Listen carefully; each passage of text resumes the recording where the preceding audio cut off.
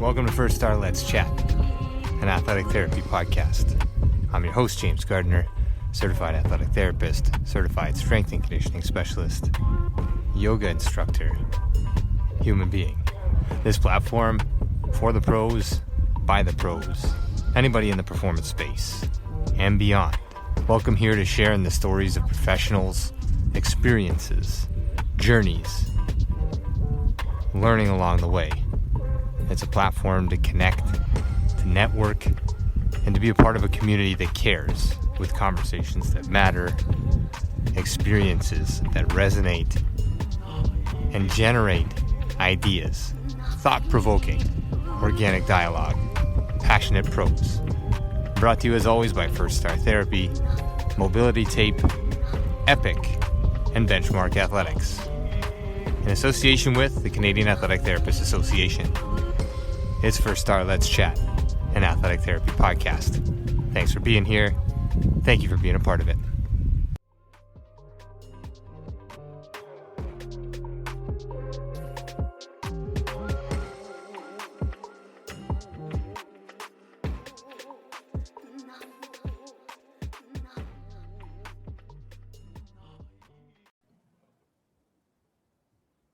That is our official launch. Here we go. World Federation of Athletic Training and Therapy, a discussion tonight on the diversity of athletic therapy and athletic training in the world. We're coming out the back end of a pandemic here. We have a panel of 5 amazing guests. I am honored to be here. My name is James Gardner. I'll be playing host this evening.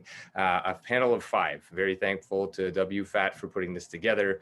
Very thankful for each one of you for giving up some time on a Friday night here to record this and get this out, to share your stories, your paths, and the vast experience that each one of you has and all that you're doing for the profession, and how you've gotten to where you've gotten to and where you see the profession potentially going, and how we can influence all and within and outside of our profession as we currently stand. So we'll go in alphabetical order. Nikki Antonopoulos is currently the head athletic therapist at the Royal Military College of Canada. She also works with Softball Canada as the head athletic therapist for the junior women's national team and assists with the senior women's national team as well. Before joining RMC in 2019, she was the co-head athletic therapist with a varsity football team at the University of British Columbia for 7 years. She's worked with several other sports at different levels, including U Sport, hockey, basketball, volleyball, NAIA baseball, softball, and major series lacrosse. Her education includes a Bachelor of Arts degrees with a double major in kinesiology and psychology and a certificate in athletic therapy from York University. Nikki, a pleasure to have you aboard. We'll let you say hello and then jump into the conversation as we go here. Hi, James. Thanks for having me. I appreciate you being here and nice to see you again.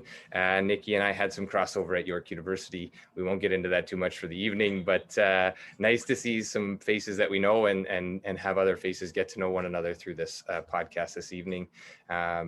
Next up, we'll go to Cheryl Mann. She is currently responsible for coordinating a return to work disability management program.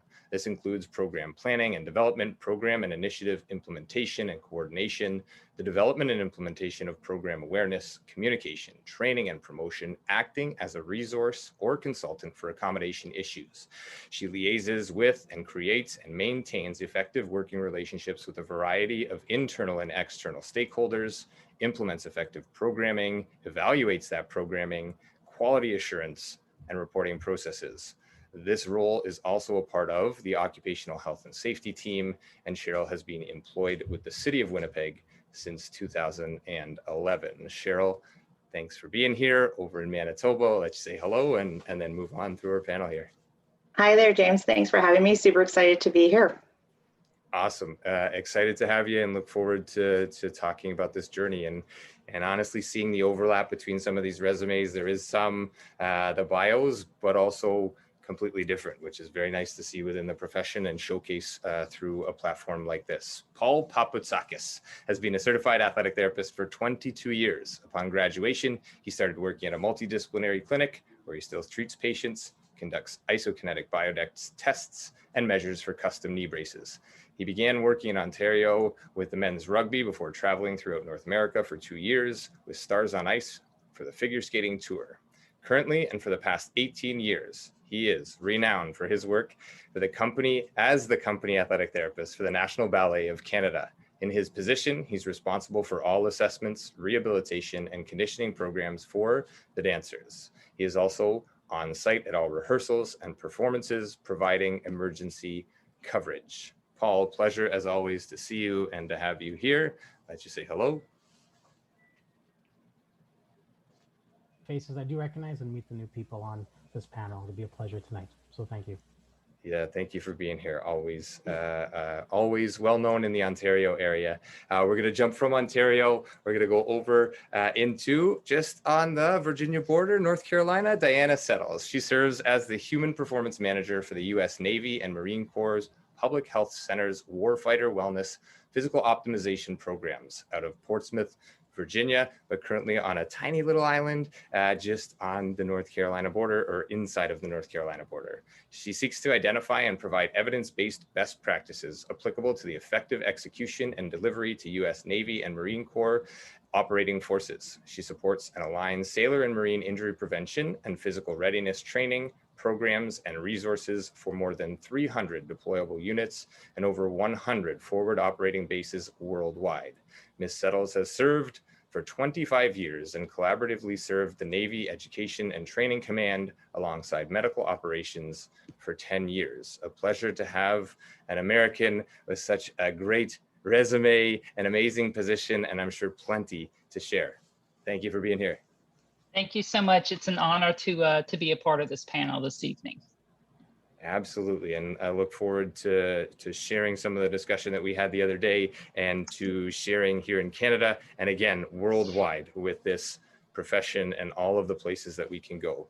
Flo Thezard has taught at the undergraduate level as a lab instructor and lecturer. He currently serves as a disability case manager employed by an insurance company and has been doing so for 2 years. After graduating with a BSc in athletic therapy, then certifying with the CATA, he went on to earn a Master's of Science in Rehabilitation Sciences, through which he published a related article in a peer-reviewed journal, Pre-Hospital Emergency Care.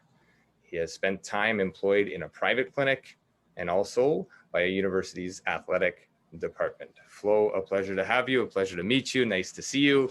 You're last. Say hello and then we'll jump in here. Hello, James. Thanks for having me, and thanks, everyone.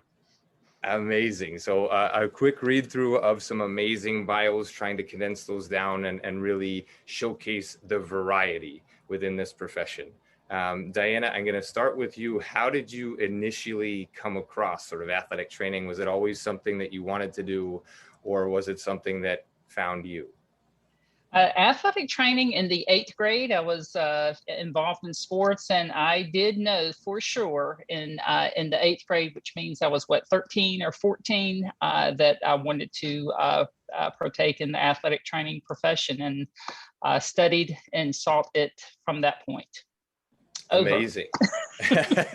Amazing. Military term. Yeah. We appreciate that. I think this is the amazing part. Some people know right out of the gate. Other people take experiences of their own and navigate into this water in so many different ways. But knowing that and saying that, going through school as students, reflecting back through my own career, talking with some of you in the past, we go through school with sort of 3 job opportunities in mind: to work in pro sports, to own our own clinic, or to take our professor's job.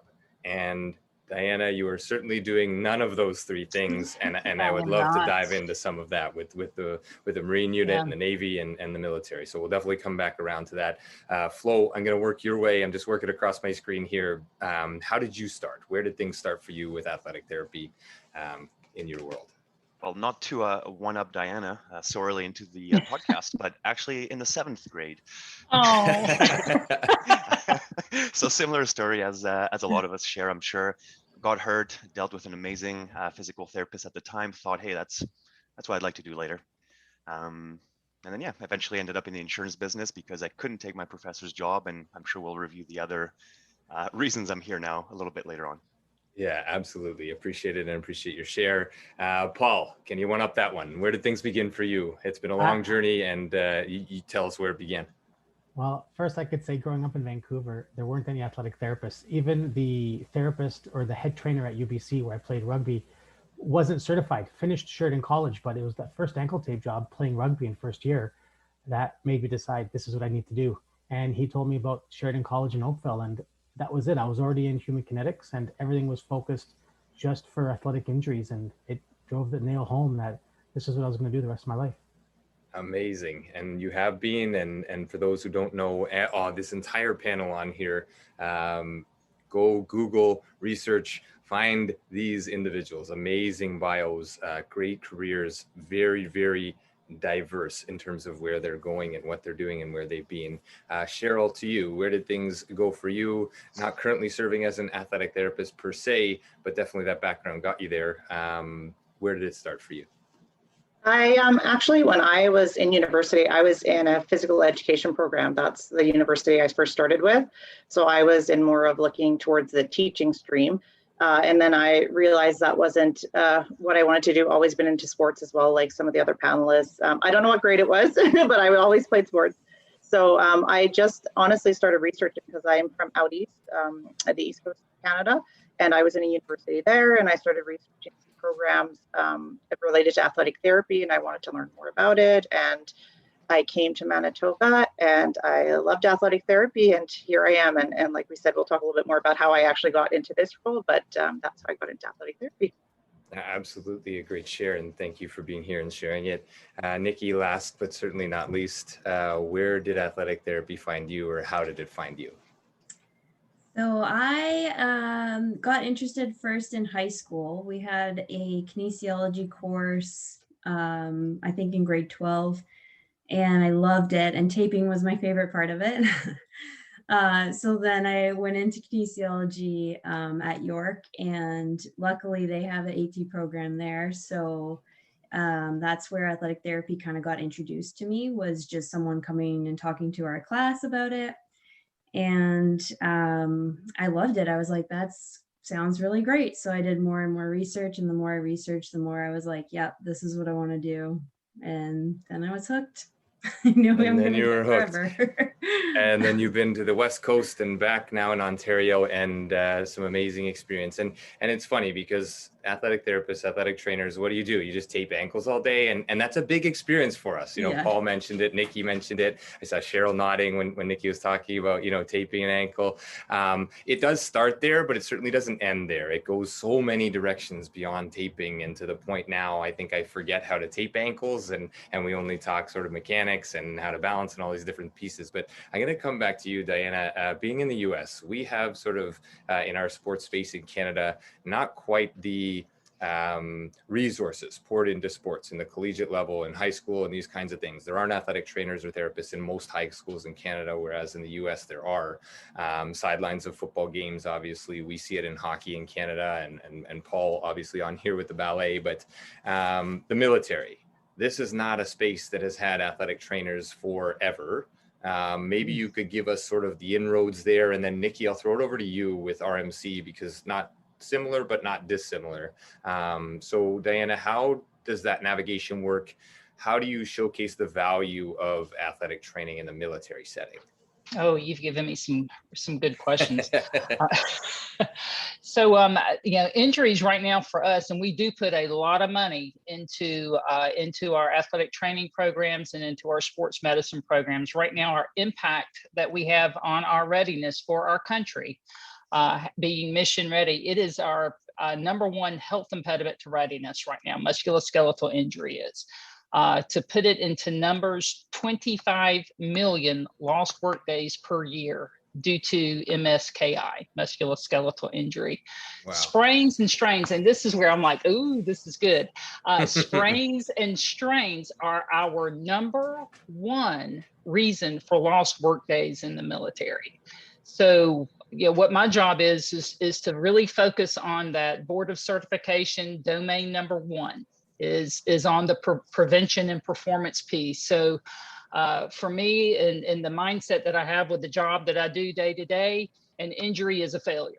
So I am way on the far left side looking at performance training systems. By evidence, if we train a certain way, can we reduce musculoskeletal injury with our high performing warfighter athletes? And we have found, yes, we can do that. An example, you were asking about some of the examples that we have. We started the Navy Operational Fitness and Fueling System. This is within the Navy. We implemented and tested this. It's still occurring down at our Navy Dive Training Center in Panama City, Florida. Within 2 years, and this is Mandy Campbell, she's our certified athletic trainer there, working with this performance training system has reduced musculoskeletal injury by 34%. And has improved, we're constantly testing these guys, has improved their performance scores by 16%. Wow. So that's what we're looking at. We're looking at where are these golden nuggets? Where are these evidence-based best practices? And one of the main things that I do is look at applicability. A benefit for me is I've been working, I've graduated out of grad school, and within a year, was working within the Department of Defense. So I have been in the system, I don't want to tell my age, I've been in the system and in this position, this very specific position for over 25 years. So when we started the program, minimal athletic trainers. 2001, our U.S. Navy SEALs hired a band of 5 athletic trainers. The next year, 2 years later, 2003, our United States Marine Corps started a seed program of athletic trainers called the Sports Medicine Injury Prevention Program.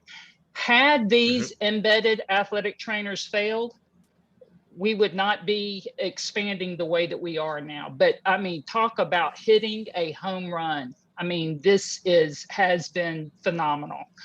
So probably if someone asked me what the best return I have for my job, it will be seeing over the span of 25 years of athletic trainers being at the beginning very, very rarely even seen. And now we are across the board hitting home runs. One of our athletic trainers just received it's a national level award, a medal for her athletic training performance. And that has not been the first time. And these are mid-career athletic trainers that are receiving military medals. So leadership Amazing. Is very happy.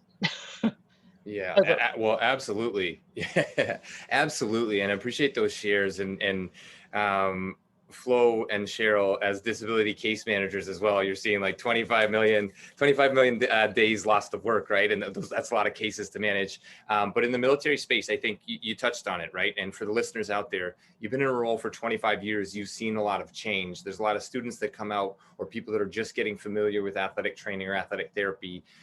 It's not instantaneous. These changes do not happen overnight, but with gradual implementation in various places, in the ballet, Paul, out with football programs, and then into RMC, Nikki, for you. And we see it everywhere. Where good people go, things tend to grow. And this is an amazing share to start. And I think just in terms of locating that prevention and performance piece, identifying sprains and strains as things that happen in the military too, but those are still, like you said, failure, but those are disabling, right? Those are games lost. Absolutely. Or those are yes. ADLs, right? Activities of daily living lost. Yes. And those are things that need to be taken seriously and need to have people that understand how that affects daily life, whether that's military, football, walking to the grocery store, whatever it is. Right. Nikki, I'm going to throw this your way, Nikki.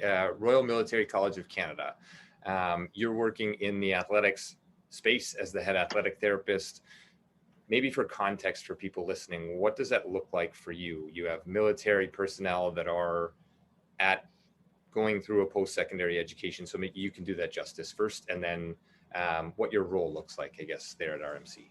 Yeah, so at RMC, the majority of our students are officer cadets.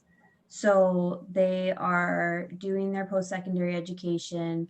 We're considered a U-Sport university, so just like any other Canadian university, but they're doing military training along with their university degrees.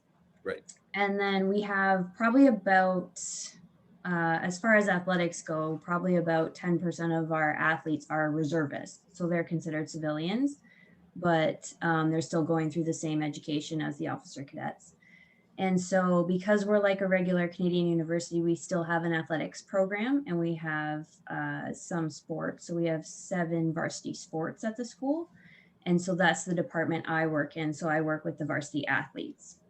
So technically they're athletes doing sports just like any other athletes, but they're also officer cadets and their primary role is as a cadet. So when they're losing time, just as Diana said, when they're losing time due to injury, it's their military duties that everyone kind of worries about, not necessarily missing time in their sport.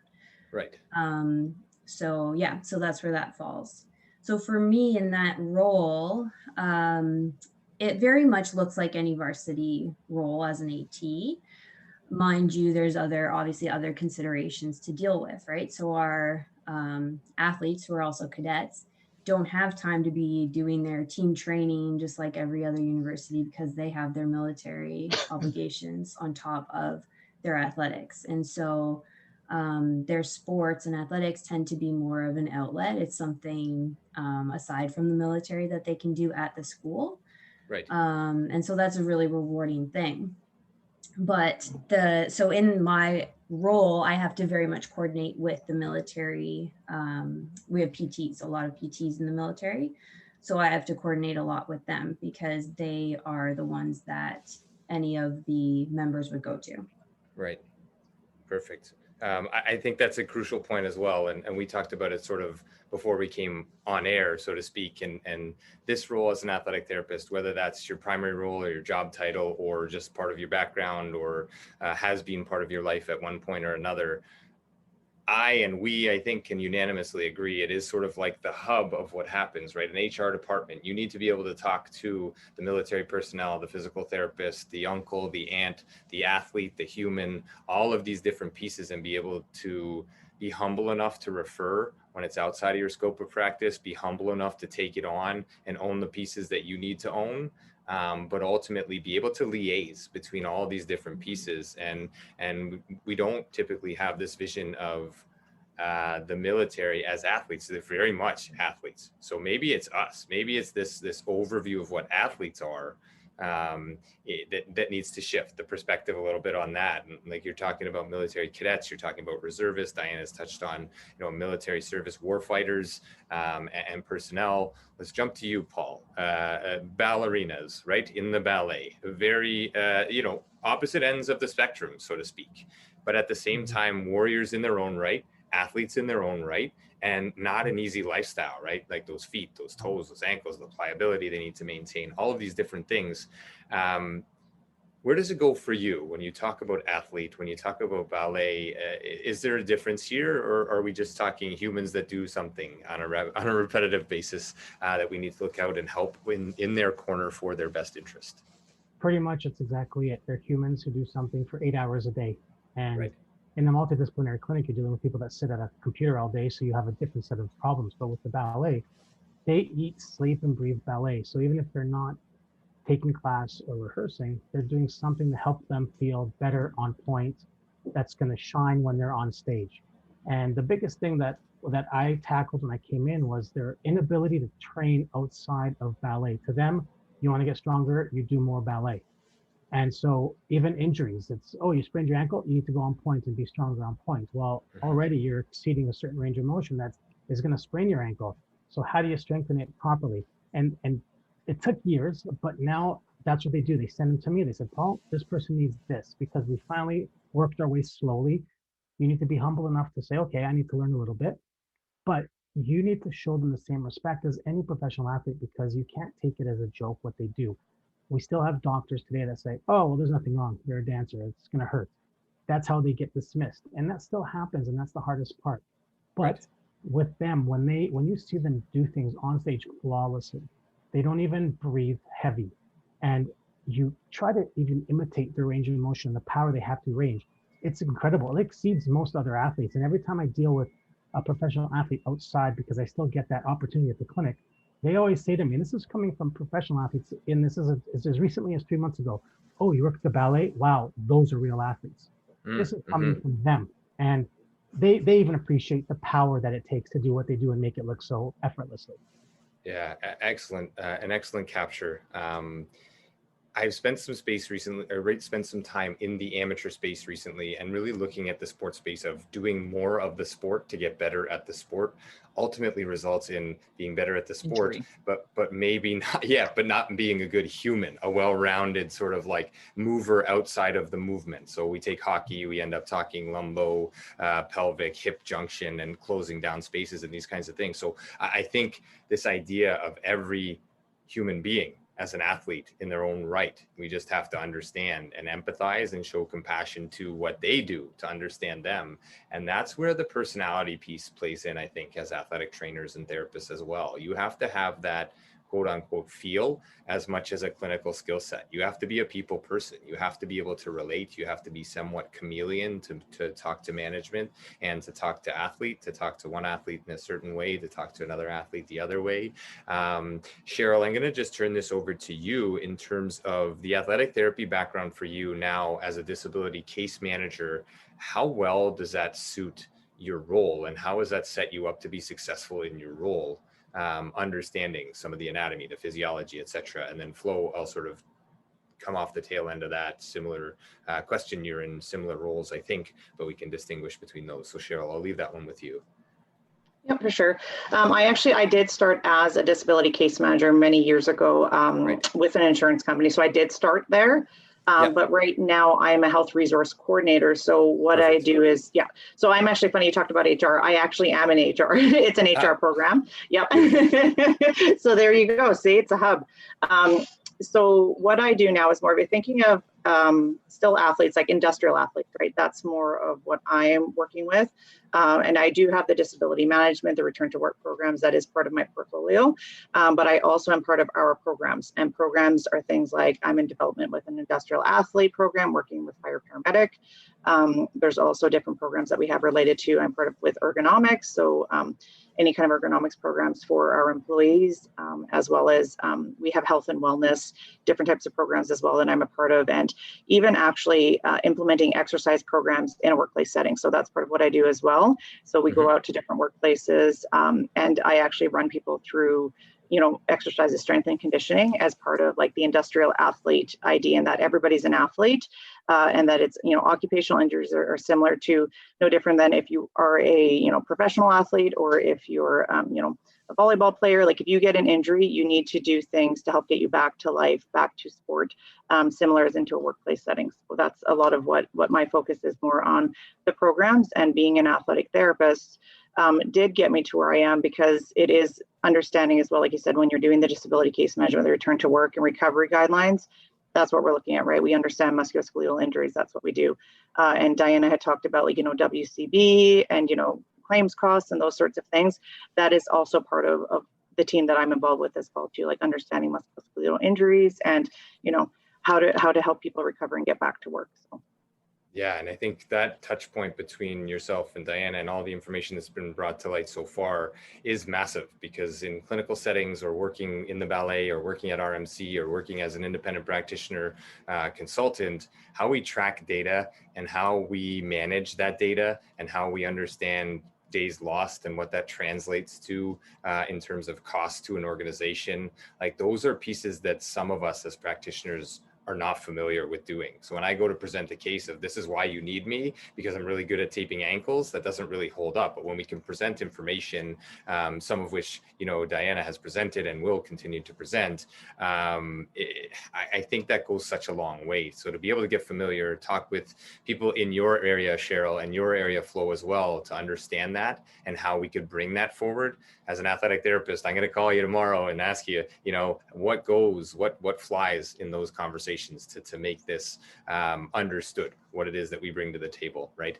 Diana, I'm going to throw it over to you.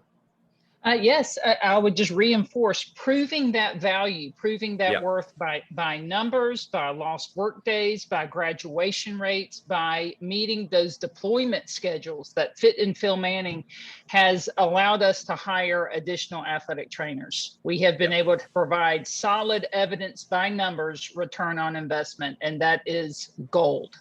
That is very significant with the armed forces. Over. Absolutely, and I think that will throw it to you, Flo, just to tag off of Cheryl and your experience in athletic therapy as an athletic therapist, and what pieces of that you still hold sort of close to your heart as you're in your current role.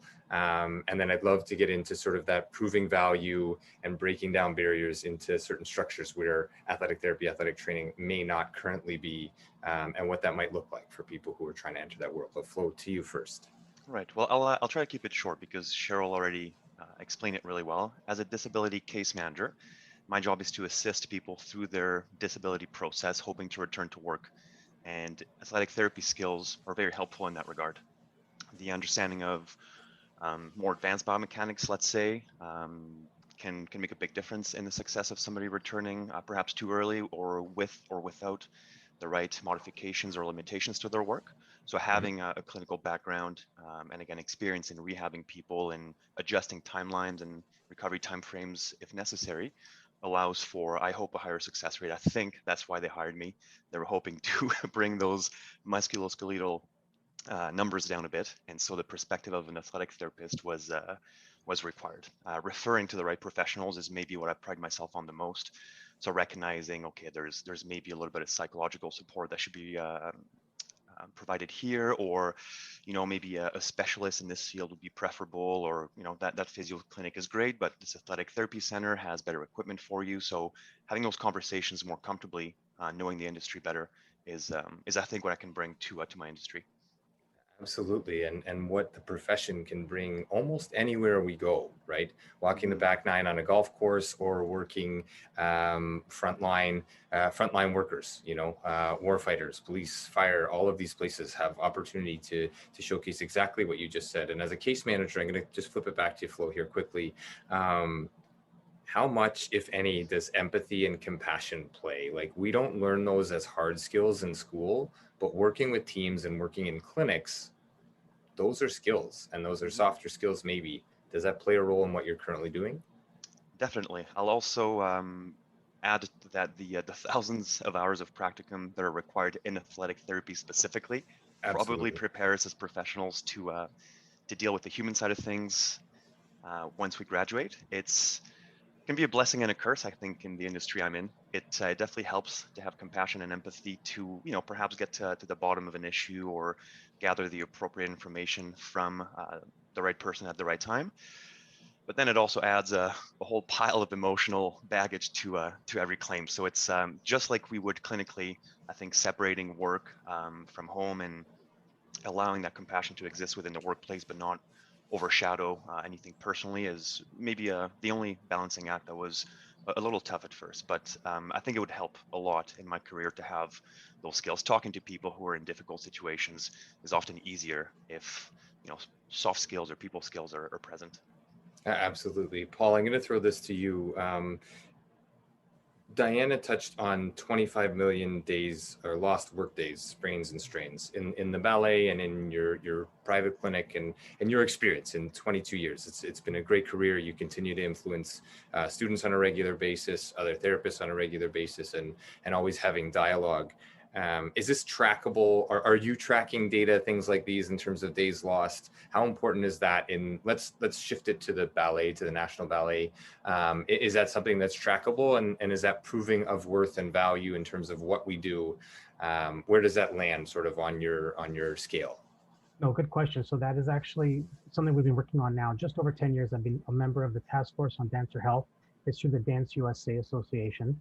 And they've developed a dancer screen, which is for all North American companies, so we can assess our dancers in different variables. But it's very difficult in the ballet world to decide, what does an injury mean? So does it mean you are in the rehearsal, but you're not going on point? You can still be in the rehearsal, so you're still dancing technically, because there's only periods that you're in the theater. So missing shows, some people will dance injured in a show because their role is a character role. It's not an on-point dancing role. Gotcha. So what we've been working on the past years is, how do we decide what column this injury falls into? So it's a lot harder to say, James, you can't dance that dancing role, but we're going to have you be the dad tonight. So technically you're not off, so you're not missing. There's no man-day loss, so to speak. And that's where the difficulty lies in the ballet world right now. And that's why we haven't been able to get that sort of isolation to get those variables and produce it to the company.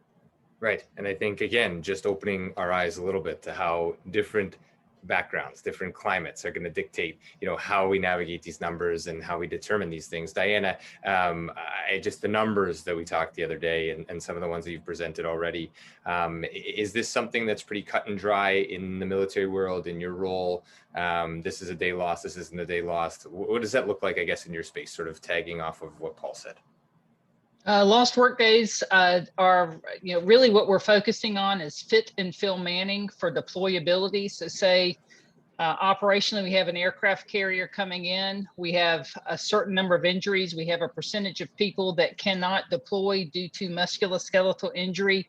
We have to fill those positions. So this is all about readiness. It is all about protecting the country and protecting our freedom. And for the athletic trainers, we are thinking, medical and musculoskeletal, but we are also thinking that key words are resiliency, durability, sustainability, combativeness, toughness of the warfighter. So consistently, that's what we're focusing on. What we have now, I think our biggest issue is this being such a massive corporation. I mean, it's getting the word out. We know that athletic trainers work. It is now providing that information to leadership, which leadership is absolutely listening right now. They are asking at the senior level, at the chief level of our military. They are asking questions about the effectiveness of these human performance optimization programs. There is one, there are several, but there's one specifically that was a randomized controlled trial. So we know, I mean, it's been studied and evaluated. And what intrigues me is this was a traditional athletic training program. This was conducted out at Joint Base San Antonio, Lackland, Texas. They hired 2 athletic trainers at Joint Base San Antonio. After hiring those ATs, athletic trainers, they had in 31 months, had a 25% reduction in injuries, in attrition, and actually Air Force individuals, basic training being separated. This is being recognized at the Secretary of Air Force level now, and actually at some of our congressional research that we're doing, we are taking a close look at this. So what did that do for our demand signal for athletic trainers? I mean, you didn't have to market it. You didn't have to promote it.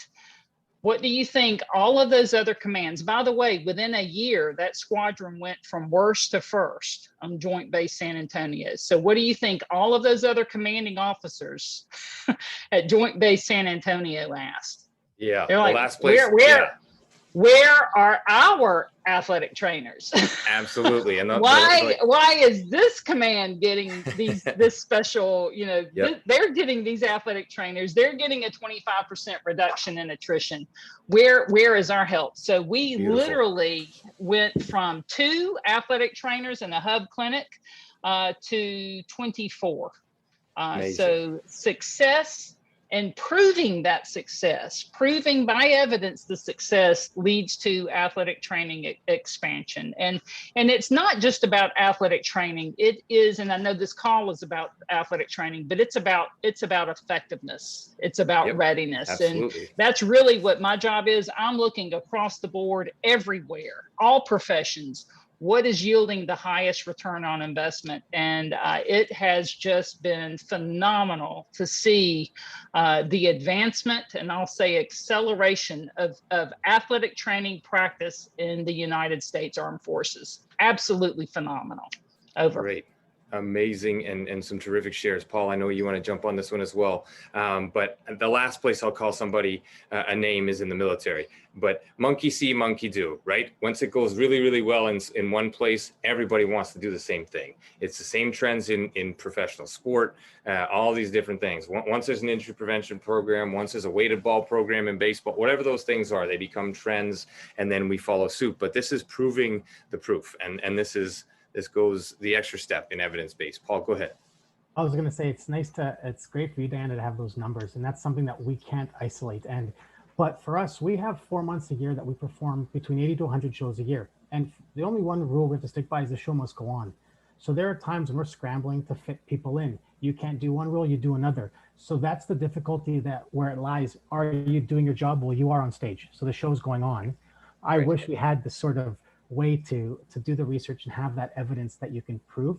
But one thing for sure, when the feedback has come in, the involvement we have to get these dancers stronger so that they can go on even with a minor injury has been proven time and time again. And that's why now companies throughout the country have asked us to tell them how to train their dancers. Why schools call us and say, Paul, can you design a program for our school kids?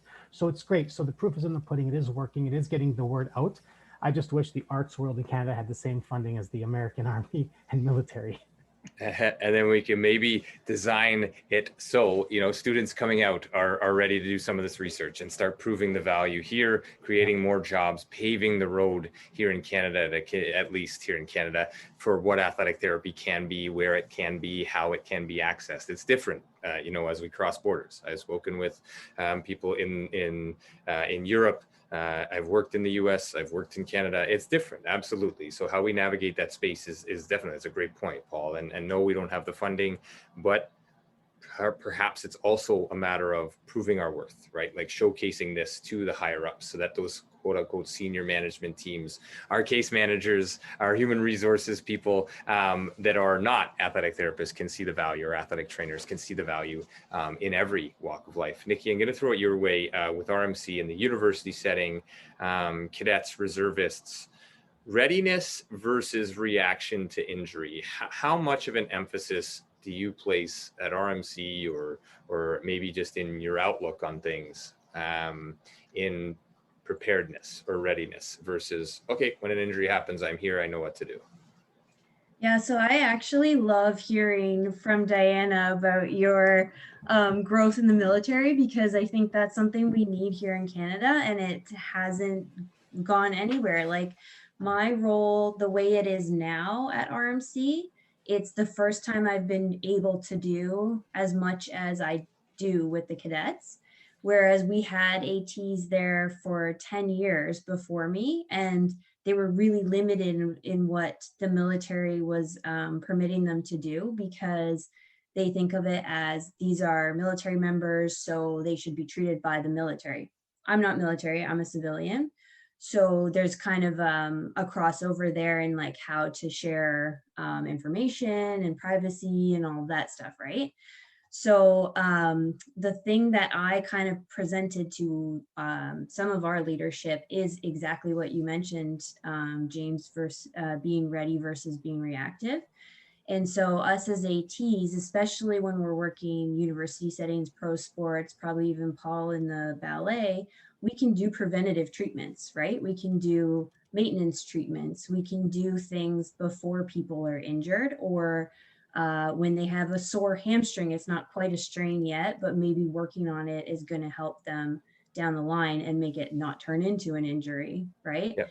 So that's something that I kind of have emphasized to our leadership, in that this is something that I'm able to do, and it's going to save your physios some time, because they are very reactive, because they have to be. They only have like 2 or 3 physios for the whole school, which isn't enough, right? And so they're now allowing me to do preventative treatments, maintenance treatments, performance enhancing type stuff, but the rehab stuff still has to go through the military. And I'm trying to get to work with them with that. But again, like I've only been there since 2019. I was only there for 7 months before the pandemic happened. So it's still pretty new. But I've already had a bit of progress with them, and I hope that it can continue, but everything kind of got put on hold in the last year and a half. But Diana, we're going to have to talk. I have a great presentation for you. I even wrote it on my notes, is reach out to you and give the briefing to you. We're just finishing it up. Absolutely. Awesome. I think we'll all need to sign in for that one if able to. We talk about, chipping away at this, Paul, and providing numbers. Diana has plenty of numbers, and that's great. And how do we do that? Or how can we do that? Or do we need to do that? Nikki, you talk about, you've been there 2 years and you're sort of beginning to knock or open the door a little bit in terms of what you're able to do and how you're able to do it. Flo, in your space with the background, and Cheryl after that as well, please feel free between the two of you here. As an athletic therapist, how do we showcase what athletic therapy or what athletic training is and can do when it comes to disability or case management or lost work days? Because everybody's go-to in Canada, not everybody, but in Canada at least, and many parts of the world, Europe, it's physio first, right? Physiotherapy or chiropractic, or what is an athletic therapist? So this conversation is a great one because athletic therapists are truly everywhere. But again, perhaps it's about showcasing it, delivering the package, proving the value, having great people in the ballet at RMC, having friends and allies in the military in the US that can provide all of these things, and worldwide. Right. So where does that go for you? Is there a thing there that we as a profession or as a front can do better in terms of showcasing? So I think I'll answer your first question, which was how maybe some measurables that from an AT's perspective are reflected in or value at the insurance level. Successful returns to work and shorter claim durations would obviously be two main metrics. In this regard, that would be helpful to say, hey, look at what AT can do compared to what's been done before. At my scale, I've worked on a case-by-case basis so far. So it's been a matter of telling somebody, hey, have you heard of athletic therapy? No, physio's great, and you can still see your physio, but here's why I'd like you to see an athletic therapist. I think the expert understanding of musculoskeletal biomechanics would be, pretty important for you as a mechanic. When you twist that wrench, there's a lot of little muscles there that maybe work in ways that are better understood by an AT who specializes in this. So go see them. And the success stories are when we hear back from those claimants saying, oh, thank you so much. For the first time in months, I'm doing better. So I guess classic word of mouth. For now, my ambition is very much to have a bigger impact on our organization and have athletic therapy be more valued, right? Within benefits packages, for example, if there's increased access to athletic therapy, if we don't need a doctor's prescription to go see an AT, maybe people will flock to athletic therapy clinics like they do to physio clinics, since all they have to do for the latter is walk in a door with no prescription. So for a similar scope of practice between those two professions alone, there seems to be enough economy there that we can probably work on it and see, why are those barriers still present? It's just a lack of education and understanding usually from the general public. So that is going to be the end of my answer, and it ties to your last question. Maybe the organization can continue their efforts, the Canadian Athletic Therapy Association, that is, and local provincial chapters as well, in educating their fellow citizens and colleagues as to how far the profession can reach, what the benefits could be, and that it's not just for athletes. I think our organization is still in that phase of getting the word out. Hey, this is for you too. Life's a sport. You're an athlete. You work in a factory. You hammer more things down than most athletes would. So getting people to know about our profession, I think at that level would be the most helpful thing. Absolutely. And this conversation, again, a bit of a flint here, right? An igniter to having that conversation, hopefully in more places, and not just in Canada and not just through provincial bodies, but here we're crossing into the US, but through the World Federation of Athletic Training and Therapy, we are going global, right? And we're represented in multiple countries across the world. And little shameless plug, but the 2022 World Congress is going to be out your way in Manitoba from May 4th to 7th. And listen, for everybody's on the panel here, if you're having wine, I'll find a way to find somebody to buy it for you. It won't be me, but I'll have a glass with you when we get out there, and I look forward to that. I hope that we're on the back end of this pandemic and well enough to join together and join forces and share stories and perhaps do something like this from the conference with every country represented, or many countries represented, because the more we have the conversation, the more we have the conversation. And so it starts to spread word of mouth, as you touched on, utilizing exceptional presentations and numbers and data and proving of value and worth, as Diana has touched on. And Cheryl, over to you. Same sort of question, anything to add or your take on that, I guess? No, that's great. I agree with all of it. It's really about just educating people. The same thing, if people come asking about, therapy or different things, rehab, I always say athletic therapy, or I'm an athletic therapist. I've done some presentations for leadership teams and talking about the idea, again, the industrial athlete. That's a huge thing in my program world, is talking about industrial athletes and the importance of, conditioning, preparing your body for work, and not that reactive, right? We're always talking about the preventative, right? So that's what a lot of my programs are too, is the prevention-based programs versus the reactive-based programs. So, working with lots of different, organizations, and I think I mentioned like health and safety and those sorts of things, just really talking about the importance of your body being physically prepared for work and to prevent injury. And again, like we talked about, just telling people, athletic therapy, we specialize in musculoskeletal injuries. This is what we do. This is what we can do for you, and just keep getting the word out. And I think we've made a lot of progress in Manitoba as well. We have a lot of insurance providers and even the WCB that sponsor athletic therapy the same way they would with physio, because that years ago that wasn't a thing, is that it was only physio. It was always like, benefits were always physio, but now they've recognized that athletic therapy, is the same, effective type of treatment. So I think we've come a long way, which is really good for us as a profession. So. Yeah, no, absolutely. And again, I tend to take this sort of bird's eye view of what we do as a profession, and ignore some of the barriers between provinces and countries and things like that. And perhaps hearing more of these stories from across the globe goes a long way, because it's that one thing that says, oh, it works here, but it doesn't work here. Well, what's the difference? And hearing how, how we supply and how we meet the demand for this profession. I think it goes without saying. It's necessary, it's useful, it has value, it has worth. So let's showcase that. How do we do that? Conversation, proof of value through statistical data, and again, pilot projects like Diana's touched on, Paul, like we can get any number of students in there, and you've had, great success with interns and students in the athletic therapy programs. And Nikki, you mentioned somebody talked about athletic therapy to you in sort of high school and into university. And I think it starts with a conversation and showcasing just what this is and just how valuable this profession can be. It's close to home for me. I've always called myself an athletic therapist. I've worked as an athletic trainer as well in the US with dual credential early on in my career.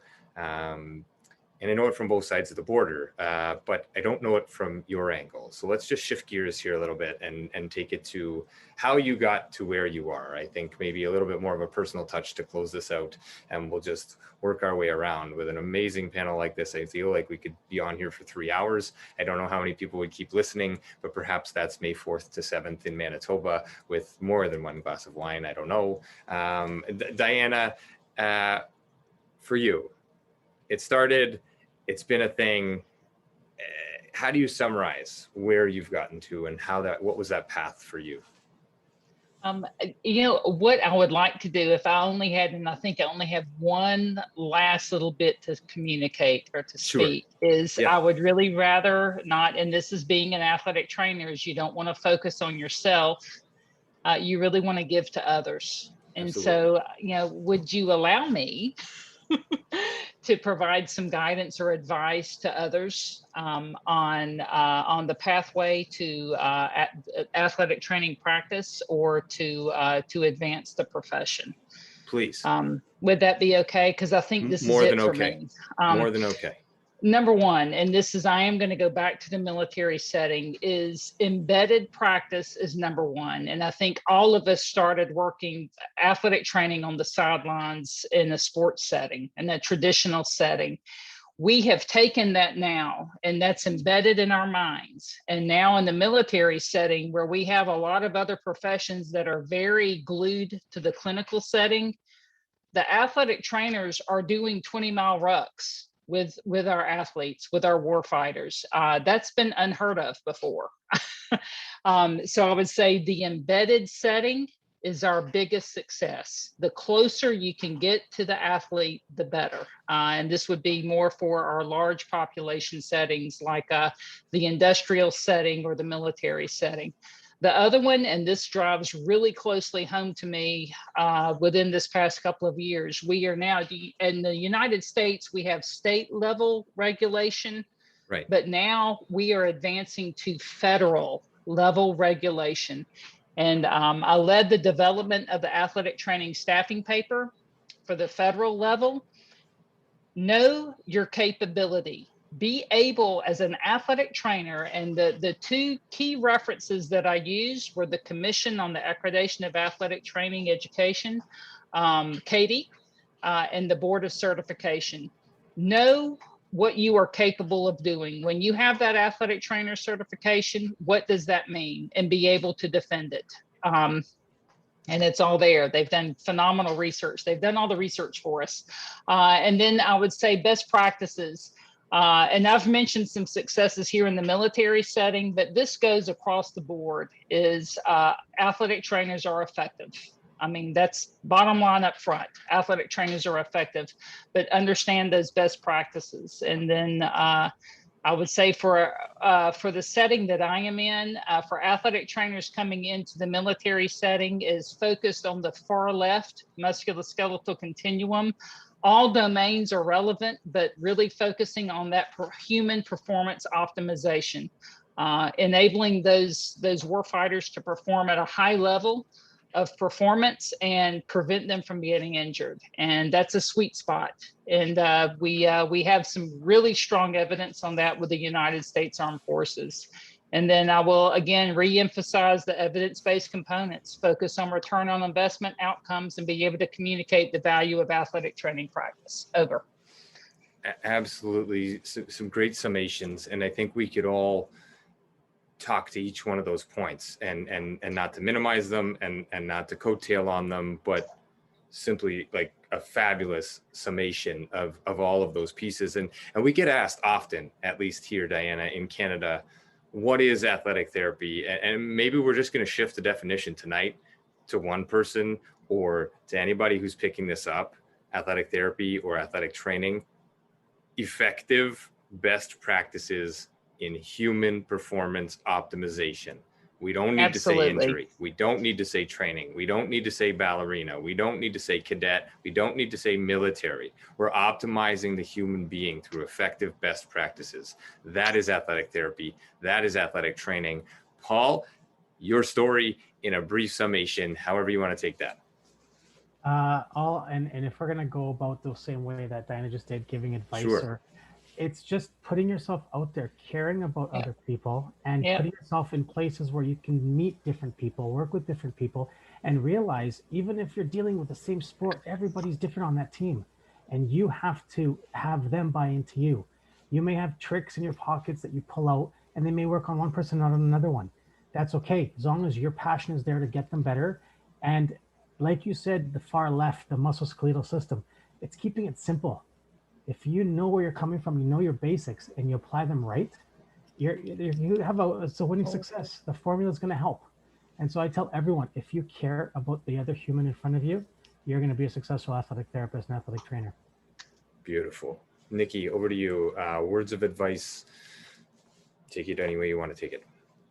Yeah, so following on Paul, and kind of speaking to your how did we all get here, it's very much about the passion for it, for helping people and for what you're doing. I did, outside of school, I did a lot of contract work, and I just said yes to every opportunity, whether I thought I'd like it or not. And it just helped to get a variety of experiences and decide what I liked doing, what I didn't like doing, but ultimately it was all helping people. So any setting I was in, I loved it because I was still doing AT, right? So that's what I would say, is just embrace every experience that you have available to you and take every opportunity possible, and it will lead you to wherever you're supposed to be or wherever you want to be. Well said. Passion takes us so far. Empathy takes us so far. Compassion, a solid skill set. Best practices go beyond hard skills, right? They also enter the world of soft skills. Cheryl, over to you in terms of advice, in terms of your path, anything that you'd like to offer in this sort of early closing to this conversation. Yeah, for sure. Absolutely.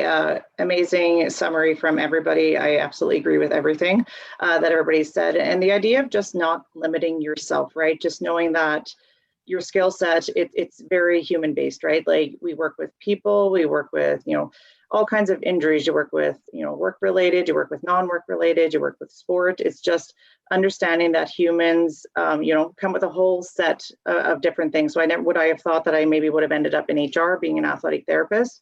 Probably not when I started, but I never limited myself, and I'm constantly learning and growing and educating myself on, lots of different things related to, programs and to people. And even we have a lot of things related to, mental health programs, and just that injury. There's all different elements when someone injures themselves, right? So it could be anything. There's a lot of psychological based, recovery that has to occur as well.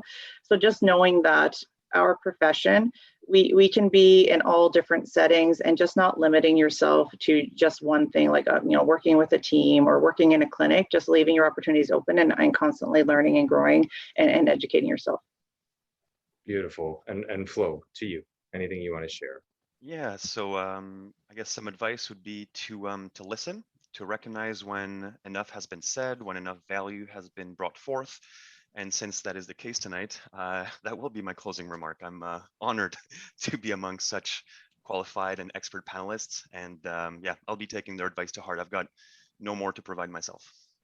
Beautiful. And some amazing shares again this evening with a panel, the World Federation of Athletic Training and Therapy. Again, the World Congress will be, fingers crossed, held in 2022, May 4th to 7th in Winnipeg, in Manitoba.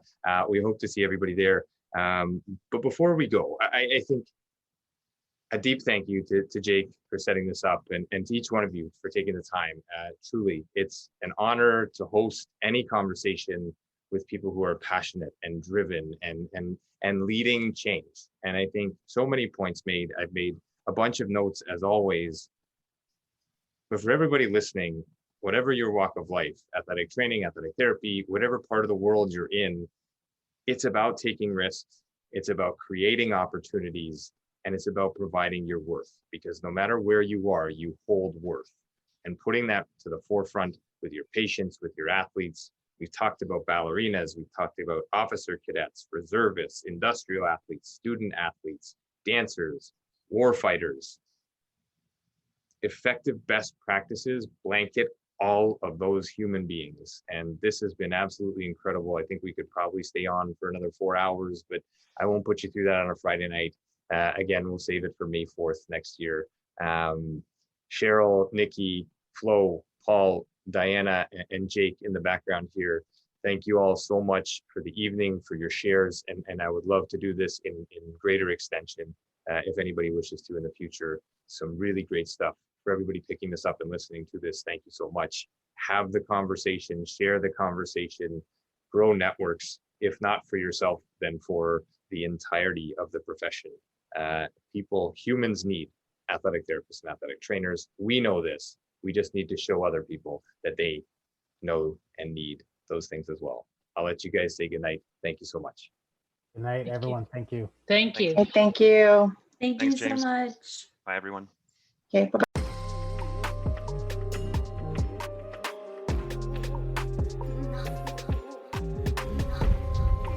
Thanks again for being here. Thanks for listening. Thanks for being a part of this community. Check us out online, firststartherapy.com. That's FIRSTAR therapy.com. Or email us with feedback, consult@firststartherapy.com. CONSULT@firststartherapy.com. On Instagram @firststar.therapy, and our podcast host @letschat.at. This is First Star Let's Chat, an athletic therapy podcast.